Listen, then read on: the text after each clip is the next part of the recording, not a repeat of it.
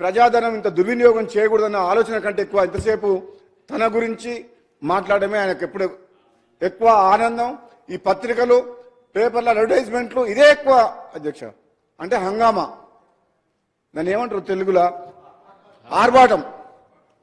అరే ఆర్భాటం అంటే ఎట్లా అంటే మామూలుగా అయితే ఎవరైనా చూస్తే కూడా ఈ తెలంగాణ రాష్ట్రంలో ఏదో అద్భుతాలు జరిగిపోయినాయి అన్నట్టు చూపించిన అధ్యక్ష.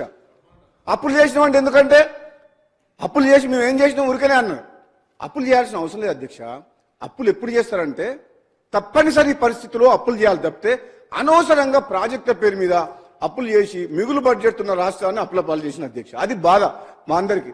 గత అసెంబ్లీ సమావేశాల్లో మన హరీష్ రావు గారు ఉన్నారు, నేను అటుపక్క నుంచి మాట్లాడినా కాళేశ్వరం వద్దు అని చెప్పిన సార్ నేను 2018లో. ఈ యాదాద్రి పవర్ ప్లాంట్ కట్టొద్దు అని చెప్పిన సార్ నేను.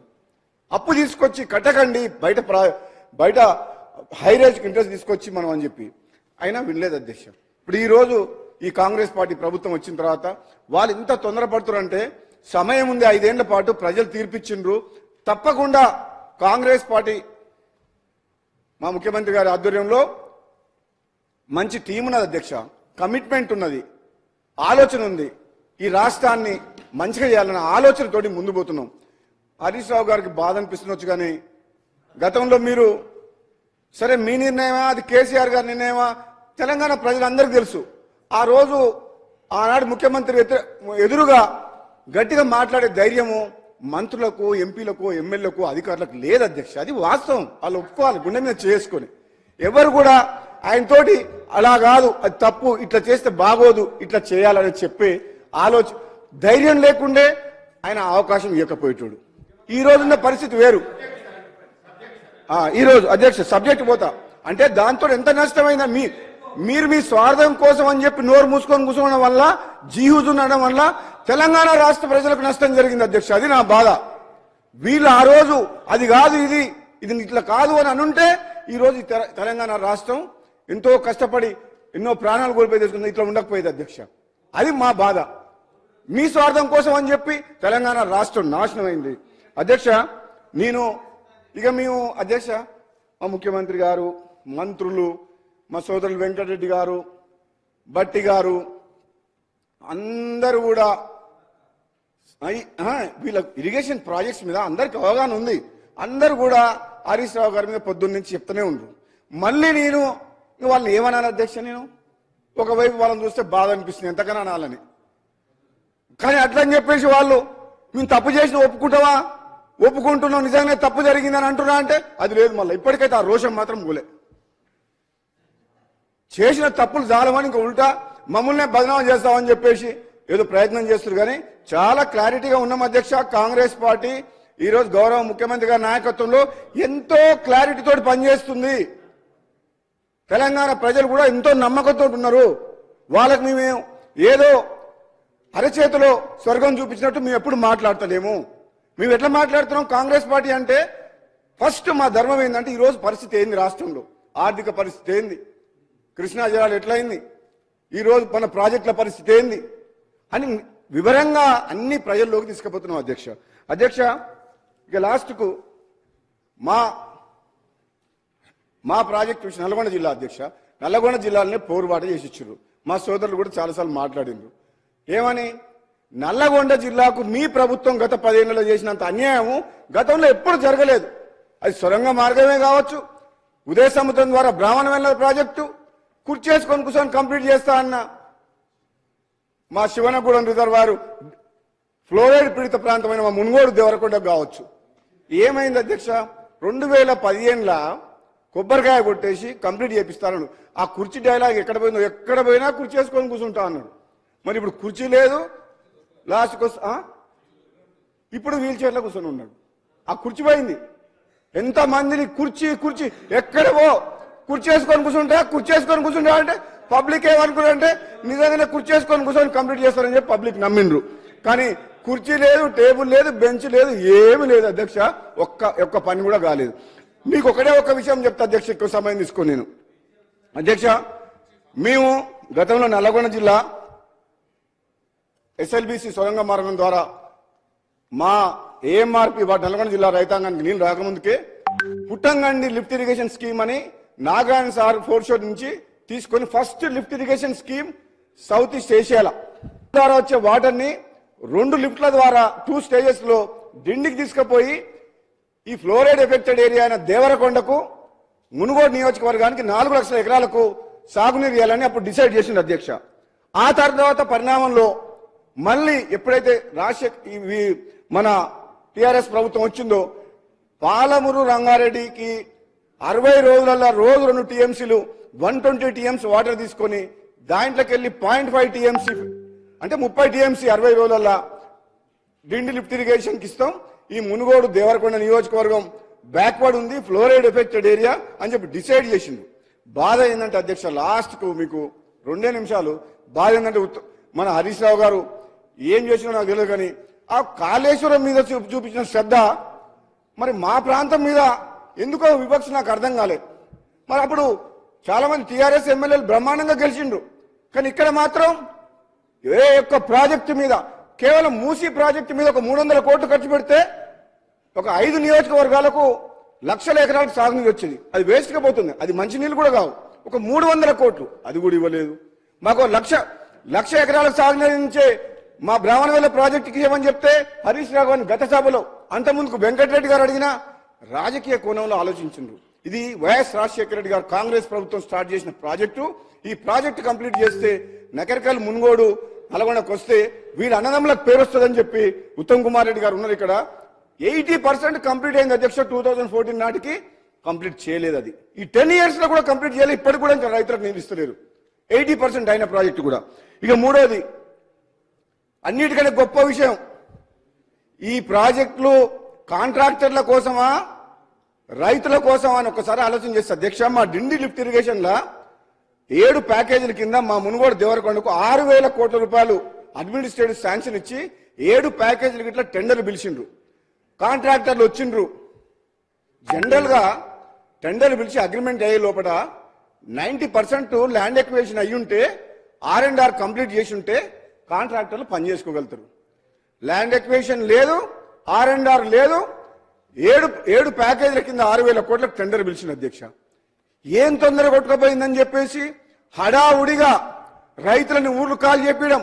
2013లో పార్లమెంట్ లో తెచ్చిన యాక్ట్ కాదని, ల్యాండ్ ఎక్విజిషన్ కాదని జీవో నెంబర్ 123 తీసుకొచ్చి 30 లక్షల రూపాయలకి ఎకరం ఉన్న భూమిని 4 లక్షలకు 5 లక్షలకు రైతుల దగ్గర గుంజుకున్న అధ్యక్ష. పోలీసులను పెట్టి కాంట్రాక్టర్ల కోసం అని చెప్పి రిజర్వాయర్లు కంప్లీట్ చేసిండ్రు. రిజర్వాయర్లు పని నడిపించిండ్రు. ఒక 7-8 ఊర్లు మా శివనగూడెం రిజర్వాయర్ కింద, మా కృష్ణాంపేట కింద పోలి వీళ్ళు త్యాగం చేస్తే, వీళ్ళు కష్టపడితే, వీళ్ళు ఊళ్ళో వదిలిపెట్టి భూములు వదిలిపెట్టి పోతే ఎమ్మటే ప్రాజెక్టులకు నీళ్ళు వచ్చి రైతులకు న్యాయం జరుగుతుందంటే నిజంగా చేసిన పని అధ్యక్ష. ఆ రిజర్వాయర్లకు వాటరు వచ్చేటందుకు హెడ్ వర్క్స్ పాలమూరు రంగారెడ్డి నుంచి, నార్లాపూర్ మెయిన్ సోర్స్ అక్కడి నుంచి తీసుకురావాలన్నా, దాని నెక్స్ట్ రిజర్వాయర్ ఏదుల, దాని తర్వాత వట్టెం, ఈ 3 దగ్గరికి వెళ్ళి తీసుకురావచ్చు. మరి 3 ఆల్టర్నేట్లు ఉన్నప్పుడు ఎక్కడికి వెళ్ళి హెడ్ వర్క్ తీసుకురావాలి వాటర్ అనేది డిసైడ్ చేయలేదు. అక్కడి నుంచి టెండర్లు పిలిచి ఆ హెడ్ వర్క్స్ కు టెండర్లు పిలవలే, మొదలు పెట్టలే. కానీ ఇక్కడ మాత్రం రిజర్వాయర్లు కంప్లీట్ చేసిండ్రు. కాంట్రాక్టర్ల మీద ఒక 4,000 కోట్లు ఖర్చు పెట్టారు ఇప్పటి వరకు అధ్యక్ష. పైసలు ఇంట్రెస్ట్ తీసుకొచ్చి ఆ ప్రాజెక్టులు కట్టి జనమంతా రోడ్ల మీదకి వచ్చిండ్రు. పోనీ వాళ్ళకు నీళ్ళు లేవు, ప్రాజెక్టులు హెడ్ వర్క్స్ కంప్లీట్ కాలేదు. ఈ రోజు నేను బాధతోటి ఆవేదనతో అధ్యక్ష, ఇటువంటి తప్పులు చాలా చేసిండ్రు. పాలమూరు రంగారెడ్డిలో కానీ మల్లన్న సాగర్లో కానీ, అసలు మల్లన్న సాగర్ 50 టీఎంసీలు అవసరం లేదు అధ్యక్ష. కొండపోచమ్మ 15 టీఎంసీ అవసరం లేదు అధ్యక్ష. 3 టీఎంసీ ఉన్నది కొండపోచమ్మని ఒక రింగ్ బండ్ కట్టి 15 టీఎంసీ ఒక గంగాలం లాగా తయారు చేసి అది కట్టిండ్రు. అక్కడి నుంచి ఆయన ఫామ్ హౌస్లకు డైరెక్ట్ కాలువ. కొండపోచమ్మ యాక్చువల్గా మా టెక్నికల్గా చెప్పాలంటే అది సేఫ్టీ కాదు.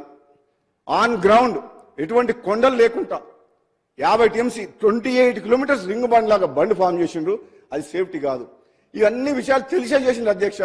నేను మీ ద్వారా మా మంత్రి గారిని, ముఖ్యమంత్రి గారిని, ఈరోజు తెలంగాణ రాష్ట్రంలో కాంగ్రెస్ పార్టీ వచ్చిన తర్వాత ఉత్తర తెలంగాణ, దక్షిణ తెలంగాణ, ఇది గజ్వేల, సిరిసిల్ల, సిద్దిపేటన అనే వివక్ష లేకుండా తెలంగాణ రాష్ట్రం మొత్తాన్ని అభివృద్ధి చేసుకోవాల్సిన బాధ్యత మన మీద ఉన్నది కాబట్టి మన ప్రభుత్వం మీద ముఖ్యమంత్రి గారిని మంత్రి గారిని కూడా అధ్యక్ష నేను మీ ద్వారా ఇస్తున్నా. ఎందుకంటే ఈరోజు ప్రజెంటేషన్లో మాట్లాడినప్పుడు సెల్బీసీ పెట్టినరు, అన్ని పెట్టినరు, కానీ మా డిండి మునుగోడు దేవరకొండ మన బాలనాయక్ గారు ఉన్నారు అధ్యక్ష. అక్కడ మొత్తం కంప్లీట్ ప్రపంచంలోనే హైయెస్ట్ ఫ్లోరైడ్ మునుగోడు నియోజకవర్గం.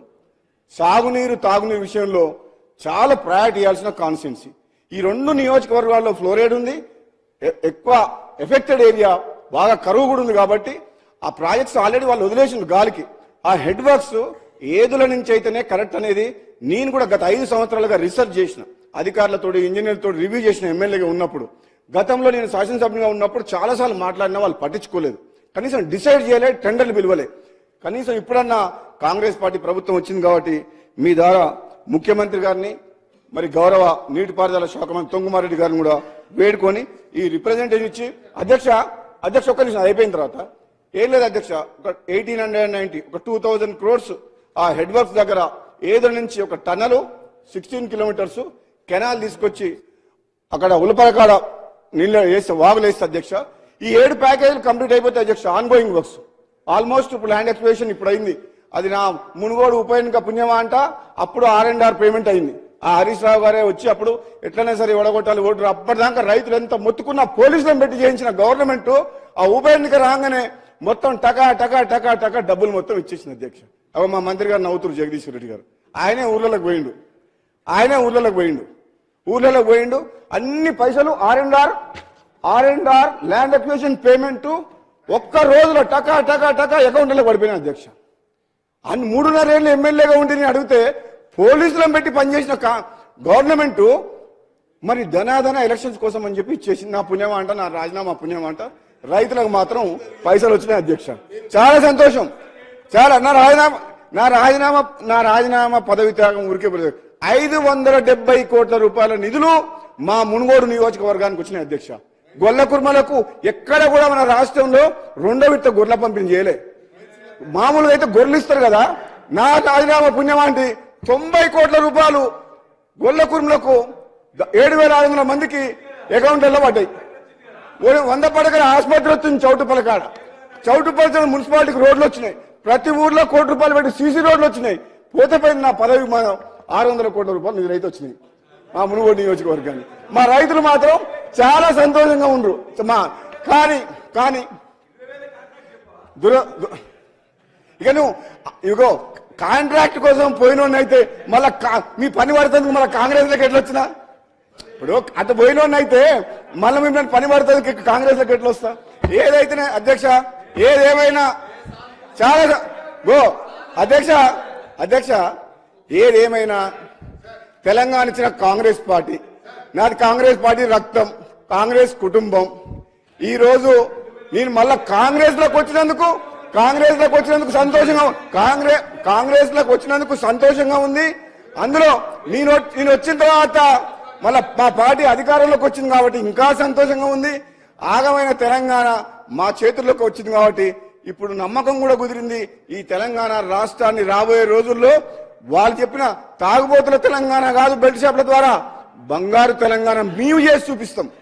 మేము 100% చేసి రైతులకు, నిరుద్యోగులకు, ప్రతి ఒక్కరికి మేము తప్పకుండా వాళ్ళ ఆశయాలు, వాళ్ళ కోరికలు, వాళ్ళు ఎన్నో కలలు అంటున్నారు కాబట్టి మీరు పూర్తి చేయని కలల్ని మేము చేసి చూపిస్తామని చెప్పి సందర్భంగా తెలియజేస్తూ మీ ద్వారా మన ఉత్తమ్ కుమార్ రెడ్డి గారికి రిప్రజెంటేషన్ సార్ మీరు ఒకసారి అనౌన్స్ చేయమని చెప్తున్నాను. ఎందుకంటే లక్షల కోట్లు ఖర్చు పెట్టిండు తెలంగాణలో, ఇదొక్క ప్రాజెక్టు. ఇగో మీలాగా కళలు లేవు నాకు. కూనమనేని సాంబశివరావు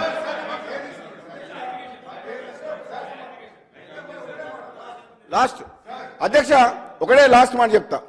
నేనేమంటున్నా అధ్యక్ష, వీళ్ళు ఏమనుకుంటుండ్రు, ఒక్క నిమిషం, వీళ్ళు ఏమనుకుంటుండ్రు, 10 ఏళ్లు పరిపాలించిన వీళ్ళు చేసిన తప్పులు వాళ్ళు సరిదిద్దుకోకపోయినా వాళ్ళ ఆలోచన విధానం మారలేదని మాకు అర్థమైపోయింది. కానీ మీరు అధికారంలోకి ఎట్లా మళ్ళీ రారు, కానీ మిమ్మల్ని మీరు కాపాడుకుంటే కూడా గొప్ప వాళ్ళే. మీరు చేసిన తప్పులతోటి చట్టం తన పని తను చేసుకుంటూ పోతుంది. మిమ్మల్ని కాపాడటం బ్రహ్మదేవుని వల్ల కూడా కాదు అంటే కొన్ని లక్షల కోట్ల రూపాయలు, వేల కోట్ల రూపాయలు ప్రజాధనం లూటి చేసింది కదా. మీరు అవినీతి కాదు, దోపిడీ చేసిండ్రు మీరు ప్రాజెక్టుల పేరు మీద. కాబట్టి తప్పకుండా మీరు మీ శిక్ష అనుభవిస్తారు. మీరు కొంచెం టైం తొందర పట్టకండి. మీరు ఇంకా టైం ఉంది, ఇప్పుడే వచ్చినాం గవర్నమెంట్లో కాబట్టి మాకు సహకరించండి. మేము చెప్తే వినండి.